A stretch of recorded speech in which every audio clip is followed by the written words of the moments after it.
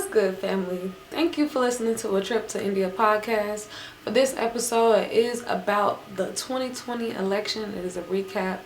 I did have a bonus video that I did not release because it was more ranty than anything, not informative, more so just stemming from my frustration of Facebook, basically. So, I might put a few clips of that inside, who knows. But where I wanted to start at is just looking at this whole election from the beginning. It has been one hell of a ride. It has been one interesting, one bizarre, one important election that I've noticed. More important than any of the other elections that I've ever witnessed in my personal lifetime. Now, mind you, and I am comparing this to the Obama administration as well. I believe that this seems more significant than that one because just of the time period as it was particular to my life. 2008, I was entering high school. 2012, I was leaving high school. So in those teenage years, I'm more selfish. Those days, I'm not really paying attention to politics in the way that I am now. I don't see the effects, so that's why I was very proud that we had us a black president. Now, that was monumental to me, especially because we learned so much about all the hardships that we had to go through as black people. So that was the first time that I've seen a shift, that we can be more and do more.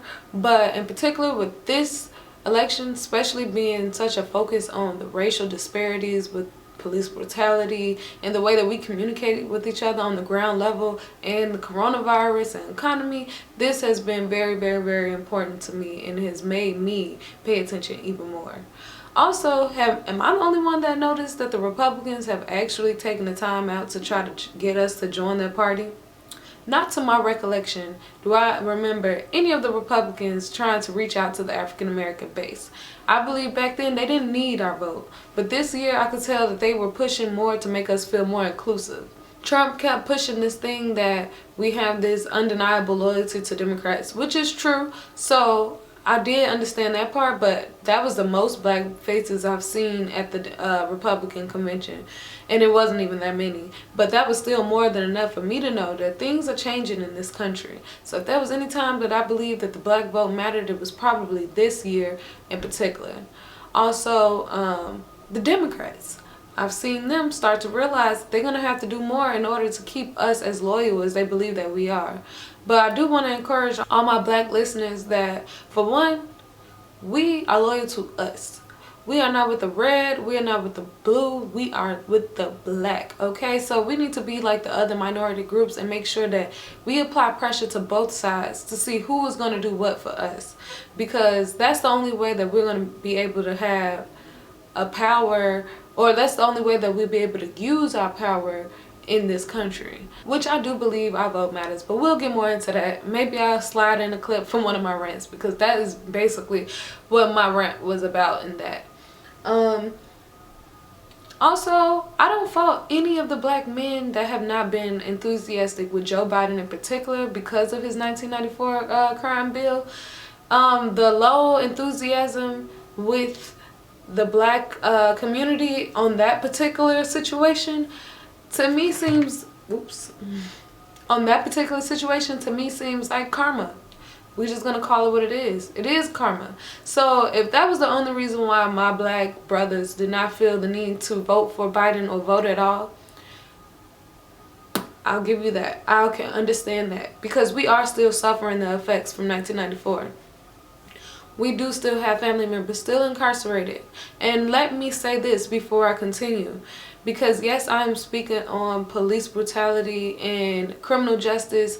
I am more than aware that that is not our biggest concern as black citizens. But for this particular candidate, Joe Biden, with his relationship to the 94 crime bill, is why I'm speaking on it. We are not a monolith. That is not our only concern. We are not all in poverty. We do not all come from the hood. But me, I do. So when I speak on the stuff that affects me, it is going to be from that ground level perspective, because I do have family members that are still locked up or have been locked up because of that bill. And I do suffer from poverty and have done well enough to be able to be on my own. But yes, I come from that. Also, I have been one of the few that have lost their jobs during this pandemic. So just know that the things that I say that and I associate with Black, I don't believe that that is our main concern. I just know that that is one of our concerns, especially for the people that I know personally. Also, I did see this surge of Black people in particular leaning towards Trump more than I would have imagined at all. And a lot of them were saying, using this excuse that at least Trump isn't a closet racist, like they believe that Joe Biden is, at least that he's more upfront. Let me tell you where I do not agree with that logic. Okay, yes, I'll give you that. It is more obvious that Trump does not care about us, particularly than it is for Biden.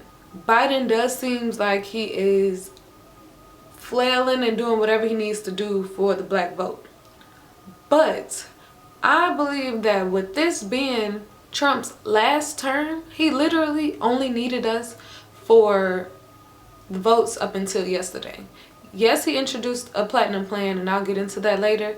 But once he gets in office, I don't think we'll be able to apply I don't think he would care about the pressure that's being applied to do anything with us.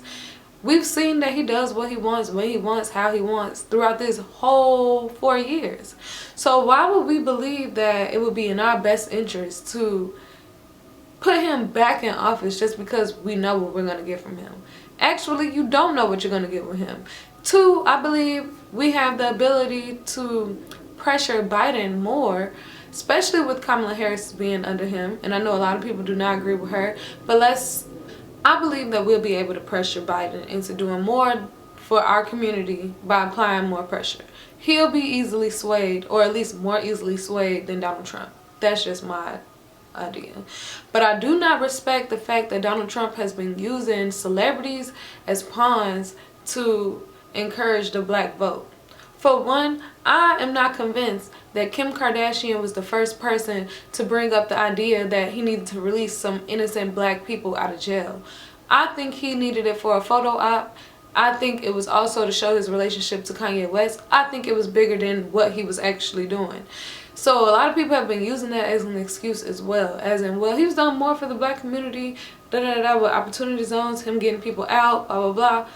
Listen, Kim Kardashian is not the only one to bring that up. But because he's a celebrity, that's why he's listening. We're not even in the tax bracket for him to even care about us. And two, a lot of people have been using Joe Biden's tax plan as a reason to side with Trump. Ma'am, sir, $400K plus annually is what it takes to be affected by that tax increase. If you are not making that much, that does not apply to you. Like, stay in your tax bracket. And I say that respectfully because I noticed that a lot of people that I personally know are not making nowhere near that amount have been saying they don't want their taxes raised. It has nothing to do with you. But there's also been this surge of just going against the grain for the hell of it, just doing stuff for likes. So I don't know if they really felt that genuinely or they just wanted to be difficult and troll on Facebook just because, which I have a friend who does that anyway. But this has just been really crazy. Now back to the platinum plan. Now this is where I believe that he only brought that up because of Ice Cube with his contract with Black America. Which brings me to my next point. The contract with Black America controversy with Ice Cube, at first I didn't understand it. But I did not have what I have a problem with Ice Cube is that he falsely made it seem like only Trump administration was willing to listen to him with the contract of Black America. But he has confirmed with Cocktails with Queen on the Fox Soul channel that he actually refused a Zoom call with Kamala Harris. All because there were 12 other entertainers and he felt like it would be all talk and no action. First of all, we are in the middle of an election. you don't know who is going to win. So by you refusing to speak to Kamala Harris, to me, it's showing that you believe that Donald Trump was going to win again anyway. You had no faith in the Biden administration. You really did not care to talk to the Biden administration. And if that was the case, then say that and stand on that and do that. Because now you have a bigger voice. You have a bigger platform. Everything you say, us as the black community, we are going to listen. Not saying we're going to follow what you're going to do, but we're going to pay attention. So if you paint this picture that you spoke to both sides and that the other side, the Democratic side, wasn't willing to hear, but yet you were the one that refused to have that communication and bridge that gap and accept that olive branch, you have showed your hand already.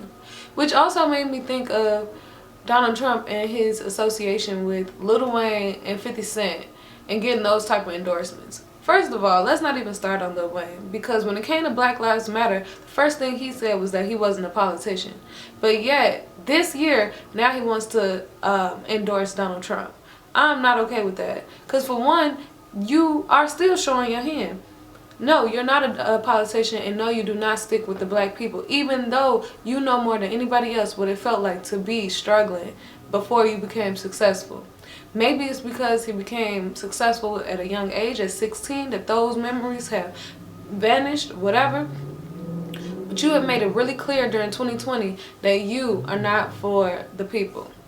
The people that actually made you the most successful.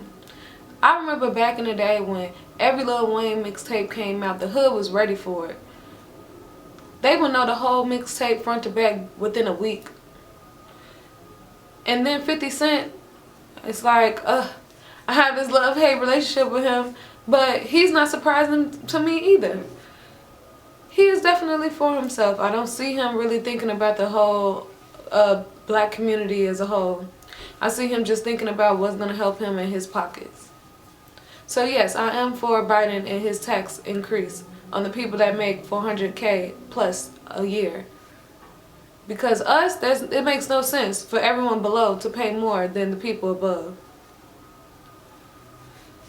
I also noticed that on Facebook in particular, there have been a lot of people who have been proud and encouraging and telling people to not vote just because they're not voting.